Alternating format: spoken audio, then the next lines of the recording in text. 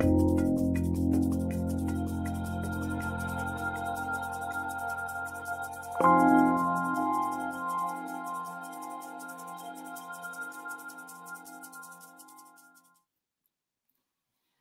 hi everyone. Thank you for joining me today at the July Essential Vegan Desserts live event. I'm really happy to be here this afternoon with you and looking forward to talking with you about pantry staples to appreciate now more than ever. I certainly have been appreciating the fact that I had before this all started, and stay at home is what I mean, almost 4 months ago, maybe even longer than 4 months ago, but I had quite a well-stocked pantry, basically because I like to cook, I like to bake, as you know, and I don't like to run out of things. I have this space to have a good stock of what I consider essentials, and then I fill in with, fresh food. But it's been a bit crazy getting ingredients. Many of you are aware of the fact that there are some flours that are still not readily available in the stores and so on. So I'm going to just let you know about some of the ingredients that I really relied on, some of which surprised me in terms of their versatility, or really just reminded me of their versatility. And I would love to have you pop in and ask me questions. I see some questions are here already. It's very easy to ask a question. I may ask you another question to your question, comments, whatever. I like to have these events be very, very interactive as possible. Before I dive into the topic, I want to welcome all of the guests that are here today. Thank you for joining us. Graduates of any of the Rouxbe courses, and particularly the Essential Vegan Desserts course, students who may have joined recently. I see some of you here. And, it's always great to see graduates, because one of the wonderful things about the Rouxbe platform is that we have students from all across the US and literally from every country that you can imagine around the world. So it makes for very interesting interactions and sharing and so on.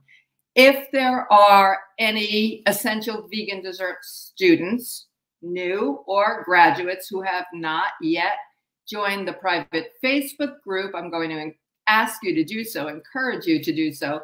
It's a great place to ask questions. For example, one of our newer students, Sharon N., was looking for advice about buying a new electric mixer. She wanted to know the pros and cons of a hand mixer as opposed to a stand mixer, and was looking for something reliable and affordable. And I suggested to her that she ask the question in the Facebook group, which she did, and she got a lot of opinions. It's a great place to share photographs and interact with each other.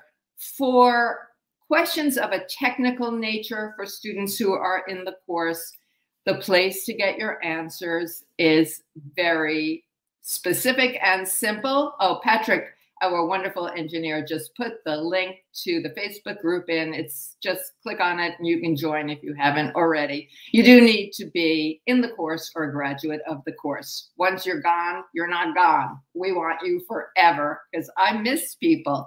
Anyway, you just write to support@rouxbe.com for any matters of a technical nature, and you'll get your question answered and fixed from someone from the team. Will take care of that.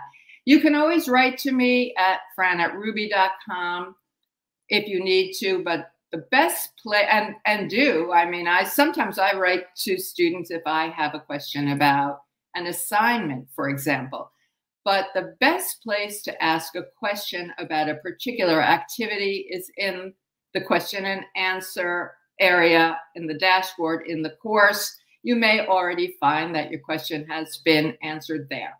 So pretty much that's all the housekeeping I want to do right now. I may go back and ask a few answer a few more questions that may come into my mind.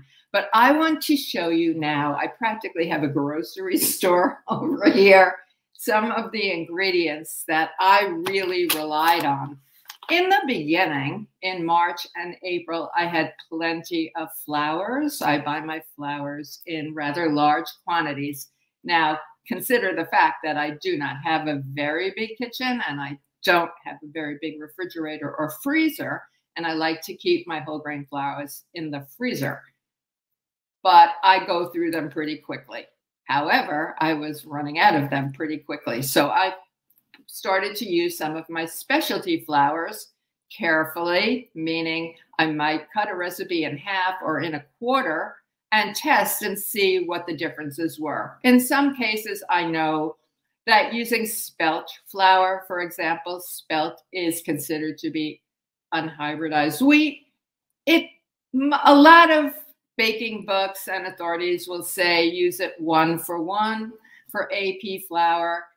Yes and no. It has a really lovely nutty flavor. It is said that spelt, for many people who are gluten intolerant, not celiac, because spelt is wheat. But some people who are a little bit gluten sensitive have an easier time digesting spelt. Spelt comes in two forms: whole spelt, which is dark, like whole wheat flour, and light spelt, which is more like an AP flour, let's say. I like mixing them. And again, as I said, most recipes I've seen call for using 1-to-1 with AP or whole wheat pastry flour. However, I find that a little more spelt is needed or a little more liquid is needed. That's really fussy. It doesn't always matter. Your cupcakes won't be as domed when you use spelt flour, but they will be delicious. So I found that in no particular order here, and we're talking about desserts, but canned chickpeas, I think some of you probably know where I'm going here, and my always store of dried chickpeas, which I cook all of my dried beans in my Instant Pot. I particularly like Rancho Gordo beans. They're just wonderful. And talk about things that were difficult to get. Everybody was making bread and sourdough, and so flour was difficult to find and still is. Or in my area in Philadelphia, it still is, and online as well. And Rancho Gordo beans were really back ordered. So I like to eat healthfully. I don't live on desserts. I do eat something every single day. That's a treat, but I eat a whole foods. I eat a plant-based diet. So you know that. So I cook the chickpeas and reduce the cooking liquid when they're from dried beans more than I would reduce the liquid in a can. And then I would let the liquid cool and store it in my freezer. And I've got Aquafaba to use to make meringues, to use in baked goods, and so on. Aquafaba is so easy to use and wonderful. For anybody who doesn't know what Aquafaba meringue is, Aquafaba can take the place of egg whites, and it whips just like meringue, except more easily. You can't over whip it as you can with egg whites, and it's stable and it's just fabulous. So one of the most popular recipes in the Essential Vegan Desserts course is our Baked Alaska, which is cake or cookie, some ice cream, maybe a sauce, and then Aquafaba meringue on top, which we torch. And it's, you know, for a lot of people, Baked Alaska is something that they didn't think they could ever have again once they became vegan. But of course we can, and we do. So I always have chickpeas around so that I can have Aquafaba. Another really super ingredient is oats. Now I have steel cut oats. I'm showing you rolled oats, regular rolled oats. I don't use quick cooking oats.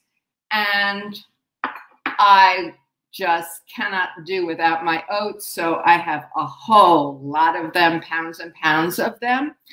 And in the cooler months, I have oatmeal almost every single morning for breakfast with some flaxseed and cinnamon and fruit. In the wintertime, I tend to put some greens. I make a savory oatmeal, but also you can grind oats in a Vitamix blender or in a nut and seed blender, a little one, which I have, and make oat flour. And oat flour is fabulous. It's a little bit sweet. That is a gluten-free flour. We don't necessarily use one type of gluten-free flour to make a recipe, but oat flour really works beautifully. And I make oat milk too. I happen to like Oatly brand oat milk and generally have that around.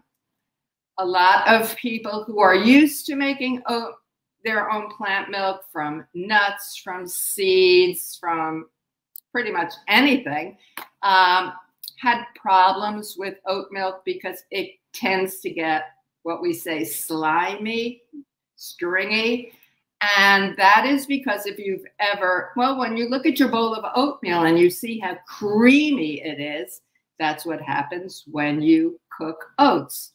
I actually use a little bit of rolled oat to make a soup that's creamed when I don't want to use a nut. It does a beautiful job. You don't taste the oat, but you get this nice creaminess when you blend your carrot soup or squash soup or pumpkin soup or any kind of soup at all. So that's what I was thinking about, making oat milk that wasn't slimy. And I don't have a nut milk, a plant milk maker. I use a blender and a strainer and nut milk bag, and that's how I make my own nut milk. Anyway, somewhere along the line, I realized that if I soaked a certain amount of rolled oats, not for too long, for maybe 15, 20 minutes, then drain them, put them in the blender, and added ice water and blended just long enough to get milk. That was the trick to having non. I would like to find another word besides slimy, but I just can't do that. I'm sorry, I forgot to put my phone on airplane mode. There we go. And that said spam risk anyway. So back to the oat milk. So from oats, I have breakfast cereal cooked. I have overnight oats. I have oat flour. I have oat milk.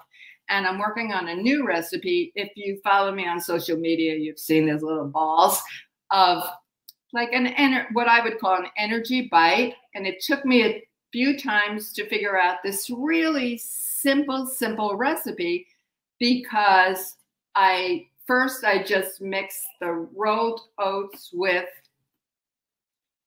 what I do, with some milk, with some nut butter, and so on. And I didn't like the taste of the raw oats, so I let them soak a little and keep going. So oats for sure. I happen to love brown rice. So here is some brown rice. I think this is basmati. Well, same thing. I grind it up and I have rice flour. I love rice flour. And if I forget to tell you what happened today when I made yet another fruit cobbler, somebody remind me to tell you how I used, well, I'm going to tell you now. It's not your job to remind me. So today I wanted to make, and Patrick has a photo of it, this fruit cobbler. That's, the recipe is in the course, and we have a link for you to give you for the recipe. It's one of my favorites. So I think you can see this is it right side up, and this is a piece upside down. It is sensational. And I consider this a real pantry staple for a couple of reasons. You can use any fruit that you had. Today I was out of fresh berries and I used frozen berries. When you're using frozen berries or frozen fruit, for baking, you don't want to defrost the fruit. And it worked a charm. It was really, really good. I love this recipe for that reason, that you can use what you have. And in the wintertime, I know for some of you it is winter, but here it's like been 95, 97 degrees nearly every single day. And I'm into blueberries, raspberries, blackberries, strawberries, and peaches, and so on, the summer fruits that I love. But I was out of fresh fruit, so I pulled the frozen berries out of my freezer. I did not defrost them. And this particular recipe works so well for now because you just melt some butter. I use Miyoko's. We have a link in the course to making homemade butter. You can use any plant butter that you like. Recently, I reduced the amount of butter that was in the original recipe, and it worked great. So you just get the butter melted, pull it out of the oven, and then in one bowl, you stir together, whisk together all-purpose flour, originally whole wheat pastry flour, some spice like ginger or cinnamon, a little baking powder, and salt. That's it. And then right into the batter, you pour your plant milk of choice. So I've only messed up one bowl. You pour this batter over the melted butter. You do not stir. And then arrange the fruit over the top and then bake it until it's really, really brown.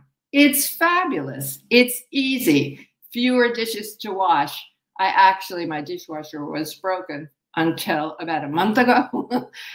It just turned itself back on. So I don't understand it, but I'm very grateful about that. It's super easy, super delicious.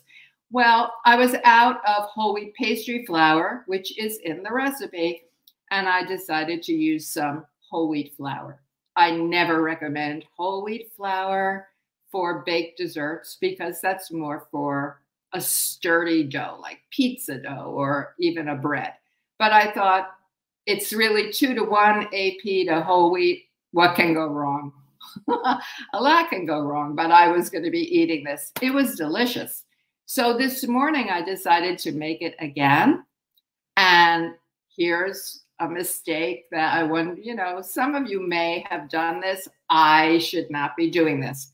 I just pulled a bag of flour out of my freezer without really looking. It was kind of brown.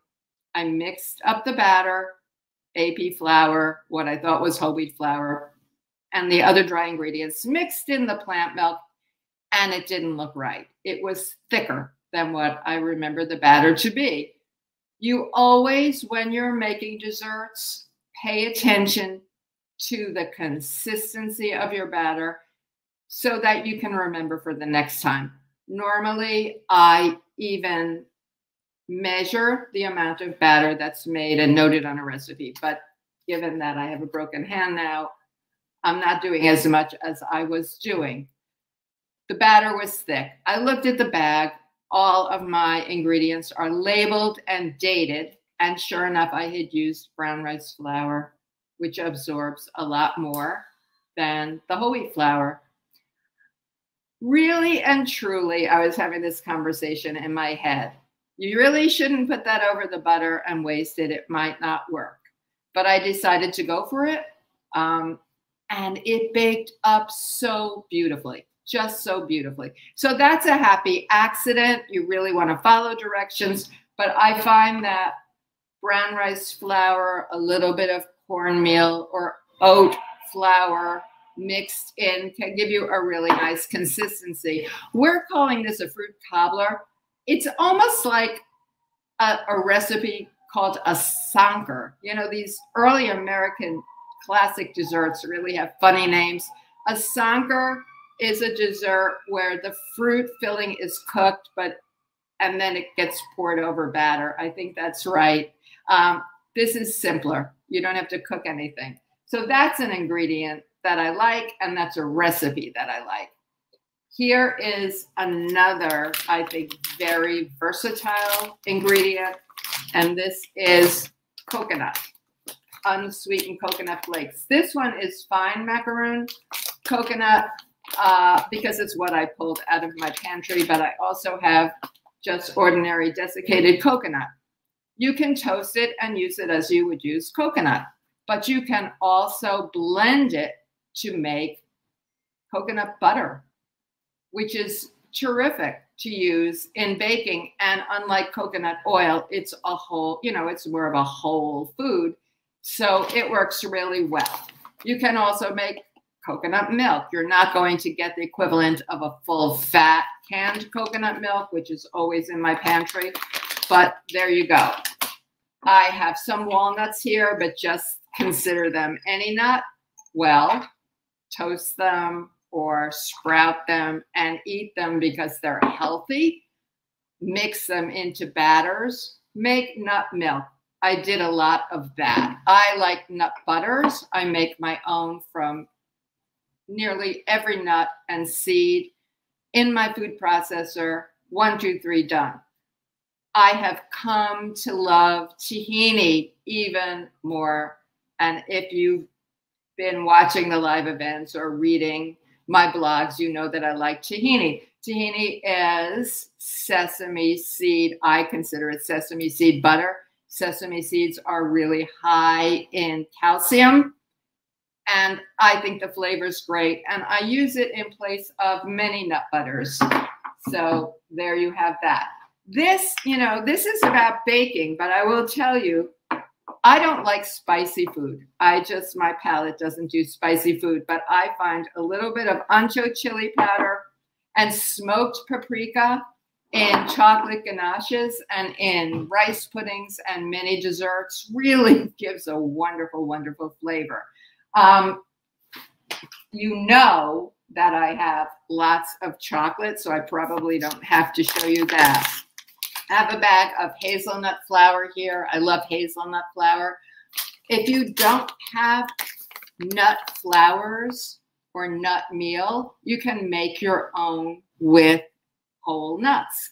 I think for optimal taste, it's best to lightly toast the nuts. I roast nuts in the oven at a lower than usual temperature for a longer period of time, but I stay in my kitchen when nuts are roasting because they go from fragrant to burned pretty quickly.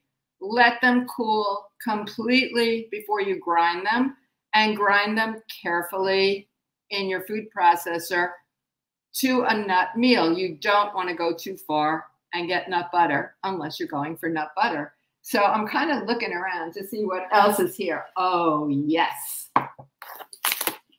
I love dates. So I mail order these dates, Rancho Meladucho dates from California. They're organic. They're medjool dates. They also, any nice date, doesn't have to be that brand for sure. I like that company if the dates are organic, and the shipping is really easy. But I make date paste. We use a lot of, we make fruit pastes in the course, and you can just take a date, as I said last month, open it up, put a nut in, put a piece of chocolate in, a little bit of nut butter, and you really have a treat. Keep them in the freezer, and you have some almost caramel. And I like adding them to ice creams because they don't get really hard, so you get a kind of a chewy caramel flavor. And speaking of ice cream, I don't keep it in the house, and my ice cream maker is packed away because I don't want to be making ice cream for myself. I'm living alone. It's also too heavy for me to carry right now, but I keep bananas, lots of bananas in my freezer, and that's a staple. So whenever I was able to get a bunch of bananas, I bought as many as I could. I ate some, and then I let them get very ripe, put them in my freezer, and you can make banana ice cream. We call it nice cream in your food. I prefer to do it in my food processor. I know there are machines that do it. And I'm one of the few people who doesn't like the taste of banana desserts, the flavor, but you can add chocolate, you can add fruit, you can add all kinds of things to make your nice cream, and then you're really, really good to go. I always have packages of cashew milk powder or coconut milk powder, but you can do the same thing really in your blender. Just soak your nuts first. So pretty much, I think I've covered a lot of what I wanted to tell you that I've been doing. I want to get to some of your questions. Nicole says, as a plant-based dietitian and insane chocolate lover, hello, I've been a fan of Fran's for years. Thank you, Nicole. I'm glad that you're here. Jana has a tree nut and peanut allergy. Many times I can use pumpkin seeds and sunflower butter. I like those butters myself, but you've noticed that cashews show up often in plant-based dishes and desserts. Cashews are kind of unto themselves, and I didn't pull them out here right now, but I do keep cashews around. Cashews make a really thick cream that's hard to replicate with other nuts. You know, we have a vanilla pastry cream in the course that's out of this world and can be, the recipe in the course uses granulated sugar, but you can use coconut sugar. You can use even dates to sweeten it. I have been making that cream with a little bit less of the amount of sugar and adding a little bit of lemon juice or a probiotic powder and making almost like a creme fraiche. That's fabulous. I would suggest, Jana, that what you can do is use, if you can eat soy, you make tofu creams. They really work really, really, really well. Oh, Elizabeth, I hear you. Elizabeth is asking for, you can all help me out here, tips on organizing her spices. I often buy things I don't need because I can't see what I have in my small, dark pantry. My spices are not in an optimal situation right now. I was getting ready to renovate my kitchen before the lockdown. And while I'm sorry it didn't happen, I'm happier that it didn't get started, because can you imagine? I believe in what I do, Elizabeth, is I keep the spices that I use most often in front. So I have an area on my counter, actually, where I keep the ones I use most often. And the others I keep in kind of in containers by type. I always date the spices because I want to know, have an idea about when I bought them. I don't buy giant quantities of spices because, you know, you should always open your spices and take a sniff. If you don't, they don't smell the way you expect them to, they're old. So that's what I would suggest to you, Elizabeth. Think out of the box and find another way. Hi, Sharon. You're wondering about gluten-free flour combos. And is it this is a really good question. Is it necessary to use xanthan or guar gum? I've had success in baking GF without them in the past. Well, that's really sensational, Sharon, that you've had success with some of your gluten-free baking. But it is a good idea, particularly if you want a really tender cake, to use some xanthan gum or some guar gum. Now, technically speaking, a lot of people disagree with me. They say guar and xanthan are not interchangeable. I have found that they're used in such small quantities that they are interchangeable. And you can find small packets of them. They really last forever in your fridge or freezer. So I do suggest that you buy one or the other and keep it around. Also, I use guar gum in my ice cream recipes. It keeps the ice creams from getting crystallized. I don't want to use alcohol in my ice cream, which is another way to keep the ice crystals from forming. Gluten-free flour combos that's a whole giant conversation. Many gluten-free bakers have their own favorite ones. We have one in the course that works, and then you add a little bit of xanthan or guar gum, and you need to pay attention. The combinations that vary don't necessarily work. Maybe the ones that work in a cookie don't necessarily work in a cake, for example. My go-to when I don't want to make a combo is Bob's Red Mill. It's called 1-to-1 all-purpose gluten-free baking flour. It has a blue label. It has xanthan gum in it. I always whisk it up, and it works really, really well. You know, there's this percentage thing that goes on. Adding some nut flour, if you're baking for people who are not nut allergic, works. But remember that nut flours contain a lot of fat, so you might have to pull back on your fat. Sharon, I know that you joined the course in June, and you're going to have an opportunity to do a lot of gluten-free baking. So keep us posted on that. And thank you for the question. And Sharon has another question. For recipes that call for coconut oil, are there alternatives or way to reduce the amount used? Is it possible agar-agar could be used in combination with coconut oil, like in raw desserts? That is a really good, another good question. If you use agar-agar, agar has to be cooked. We soften it. In other words, we let it hydrate the same way that you would bloom gelatin, bovine gelatin.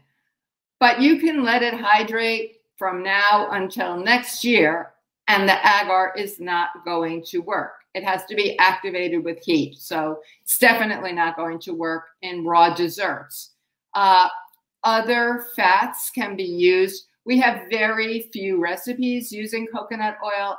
Actually, I use coconut oil very sparingly, only where it's really needed. I have found that other vegetable oils work. When coconut oil is used in a solid form in the way that you would use vegan butter, that's a different story. But, you know, we're all pretty much all concerned about saturated fat. So use a minimal amount. You might want to use perhaps coconut butter because it's more whole than coconut oil when you make the raw chocolate tart in the course, and see what happens.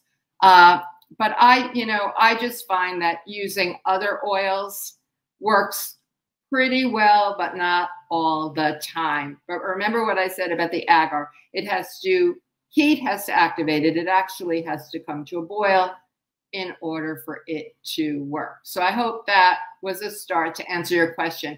Dana wants to know if I have suggestions for sugar-free alternatives, not using erythritol or sorbitol. Dana, I don't use sugar-free alternatives because for me, they are all too highly processed for my way of thinking. So I would rather use a small amount of what I consider to be a natural sweetener. If you don't want to use cane sugar, you can try coconut sugar, for example. I know that Wholesome Sweets has a brand new sweetener out. I think it's on its way here. I'm going to try it out and see, but I'm not a fan of these. There are many people who've gone through this course who have made some of the recipes using that. I also I get a food delivery every week from a company called Philly Food Works, which does a lot of, local farms and also prepared foods. And I am actually so excited. I'm getting a package of fresh stevia leaves. And that's the way I like to use stevia. I don't use or stevia. I never really figured out the right way to say it. It has an aftertaste. I don't like it. It's processed. But when I was a couple of years in a row, I was guest chef at Rancho La Puerta Spa in Tecate, Mexico. And they had fresh stevia leaves that they had dried were available to sweeten your tea. And that to me was really amazing, really amazing. Darlene wants to know, are spices, beans, flours to be stored in a dark place? Well, dark is always better. I store my flours, certainly the whole grain flours, seeds, nuts. My freezer is very interesting. Always in a cold place, always in a cold place. So that really matters. Again, going back to not getting my kitchen renovated, I have a pretty small, an average refrigerator with a top freezer that doesn't hold a lot. And In the colder weathers, I actually used my terrace as an extra refrigerator, but that wasn't happening now. So I bought a small fridge for the back of the apartment, and that's loaded up with my flowers. The beans that I showed you are in a clear glass jar, but they're up in my pantry in a cool place. And I think that's really, really important. You know, light can change things. Just buy the quantities that you will work for you. You know, if you buy a baking soda that's that big, or a baking powder is really what I mean, and you're not going to use it up for a year or two, the power is going to diminish. Let's see. We have a question here. I'm happy you're here too.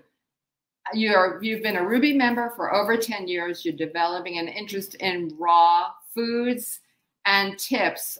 We have a whole section on raw desserts in the course. That's really interesting. That wasn't something that I was very familiar with. I just like, you know, a cookie or a cake or something warm, not raw, but I have really started to like raw desserts very much. Now, a raw dessert can be as simple, especially this time of the year, as a fruit salad done in a really interesting way. We have raw, I mean, what do we, I'm trying to think, do we have a raw cheesecake? There's tons of things to do. A lot of raw desserts, not the ones in the course, I'm happy to say, for me feel really heavy. If they're all dates, all nuts, and so on all coconut, I don't always feel really well afterwards. But when those ingredients are used judiciously, they're really delicious. And so I want to encourage you there. We have an interesting dessert in the course.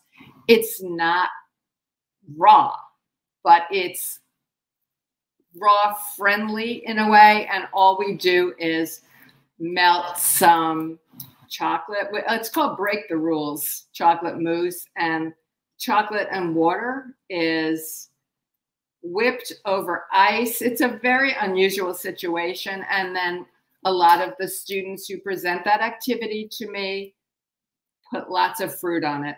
I think one of the most important things that you can do when you are thinking about desserts is make something that's absolutely delicious. Absolutely delicious. That's key. You'll be satisfied. But serve a much smaller slice if it's a cake or a smaller cookie or a smaller truffle, and fill up the plate with fruit. My friend Charlene Nolan, who is renowned in Philadelphia and beyond, she's a graduate of practically every program you can think of. She's was in public health. She's a teacher, and she graduated from the Rouxbe Plant-Based Professional Program. I've had the opportunity to work with Char in some of the classes that she teaches. But years ago when we first met, she did a blog post about my truffles. And I remember she said, she looked at them and she thought, whoa, those are really small. But, you know, 2 bites can be enough. And when you think about it, the truffles, some of the truffles in the store are like that big. Or I've had European friends say to me, what's with the muffins in your country? They're so big. So bigger is not always better.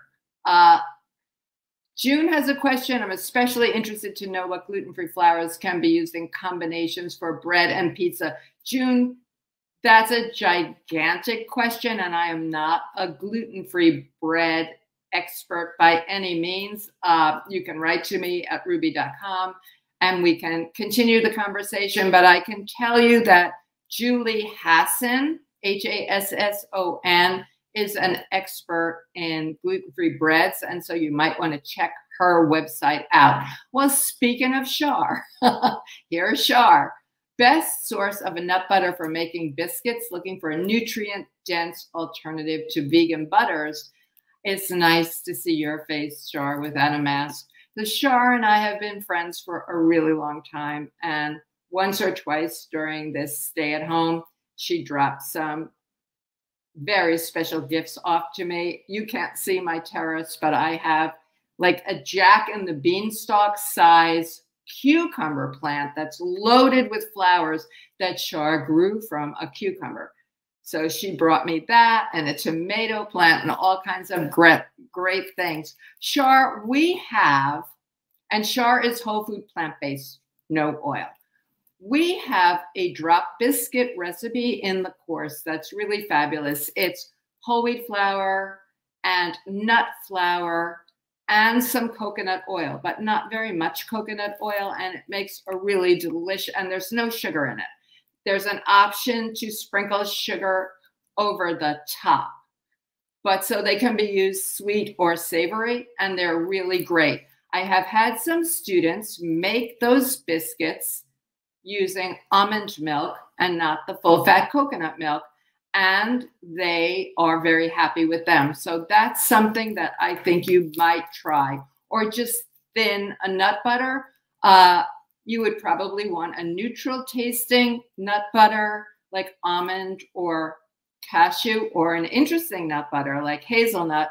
I would thin it up to kind of coconut milk, canned coconut milk consistency, and see what happens. And that would be pretty nutrient dense. I was trying to get through this live event without fumbling once, but that will never happen.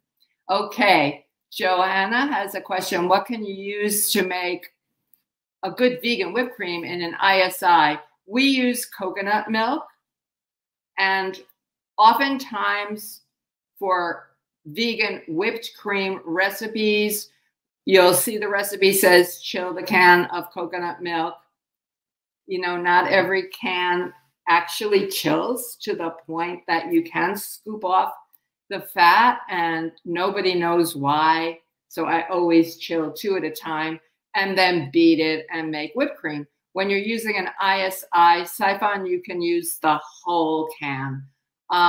There is a recipe in the course that's like a coconut whipped cream that's made, it's just less rich. It's made with agar, which is a gelling agent, and a starch slurry, and it sets until it's quite firm, and then the cubes are chopped up and put into a food processor, and that makes a kind of a whipped cream.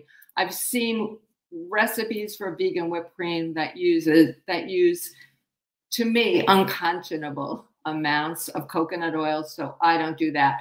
But you can use a can of full-fat coconut milk, shake it up, pour it into your ISI, and follow directions, and you'll get a nice whipped cream.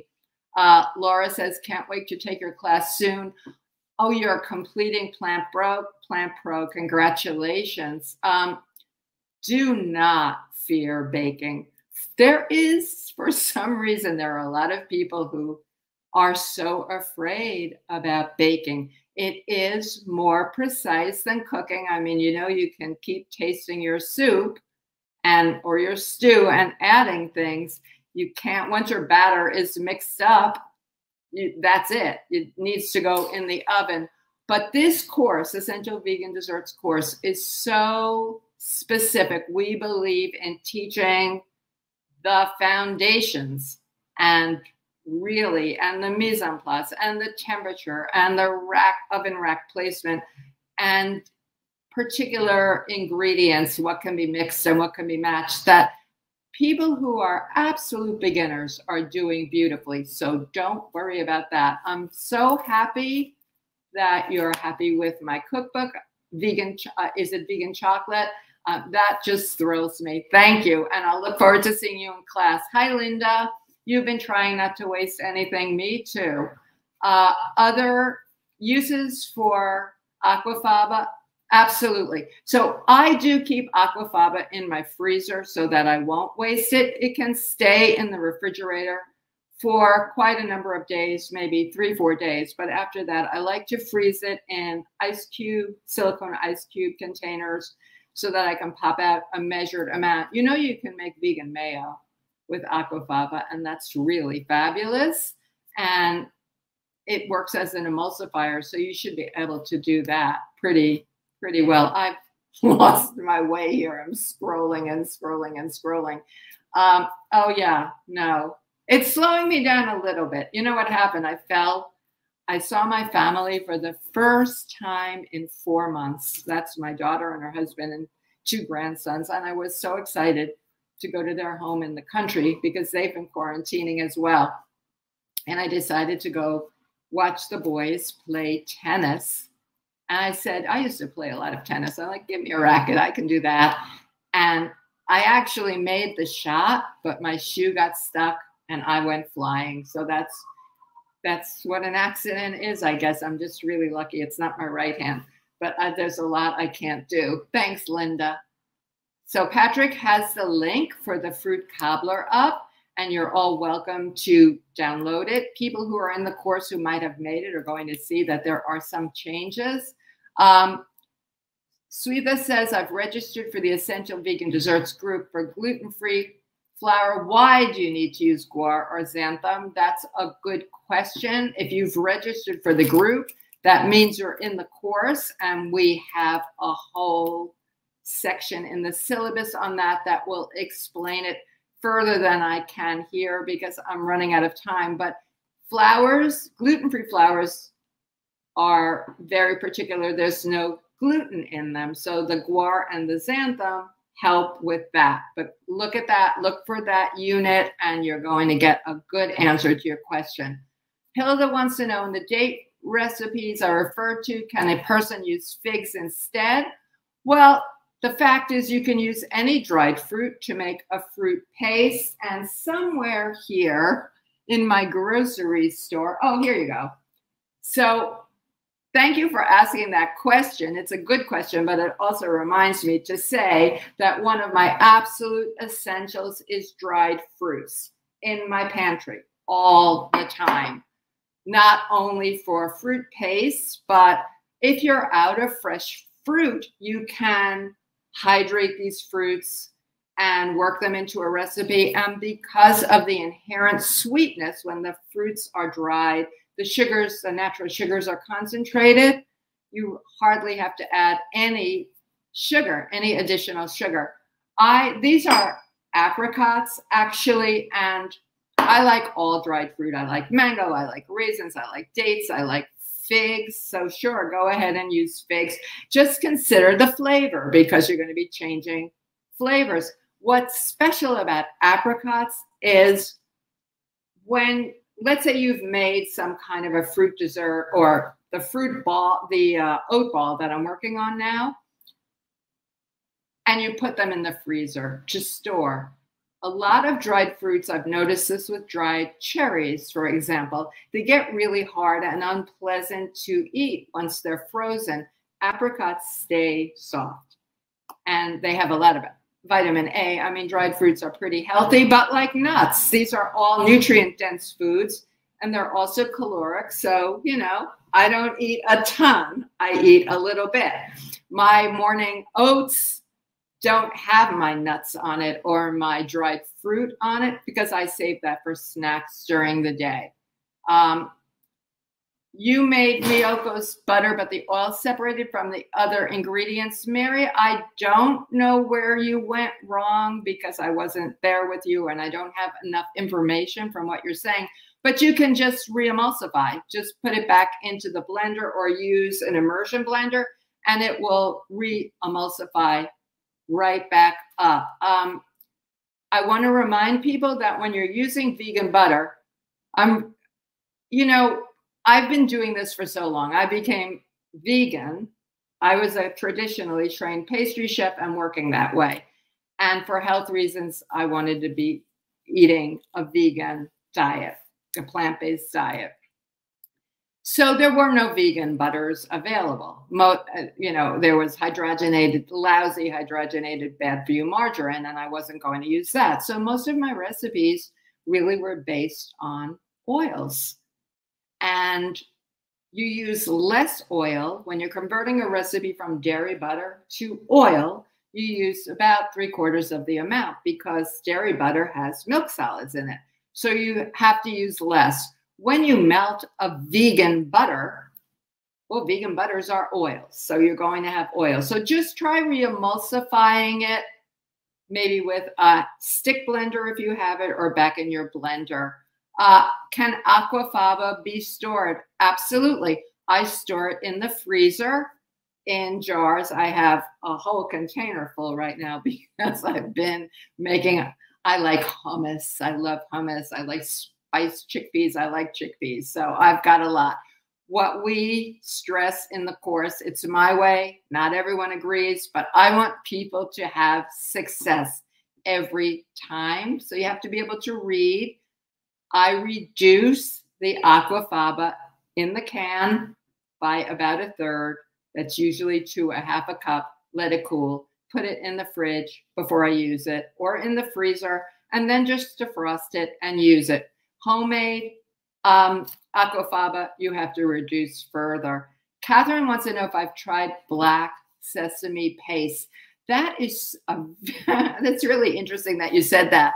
My friend Lynn Bono, who has premier catering company in Philadelphia called Feast Your Eyes Catering, just sent a jar of black sesame paste, black tahini to me just a few days ago. And I can't wait to try it. The color is beautiful. It's really healthful. Has a bit of a stronger taste than the light colored tahini, but I am certainly going to be using it, and I'm going to use it in the same way that I use any tahini. You recommend swirling it into pancake batter. Oh, wow. That sounds really good. Thank you for that, Catherine. Thank you. Tahini lasts for a really long time. I keep it in the refrigerator. I keep really all of my nut butters in the refrigerator, and my nuts in the refrigerator as well. I want to guard against rancidity, which is always an issue when you're using whole foods. You know, when you're using foods that are stripped of their nutrients, it's not as much of a problem as all. Expiration dates, that's, you know, the best by use date or best by date or expiration date. I don't worry about that too much. I mean, if I had tofu that was a year old, I might worry about it. But if I'm a little bit past the date, I just sniff it and taste it and go from there. So I've got lots of tahini, to say the least. I just bought a 12-pack of the Soam.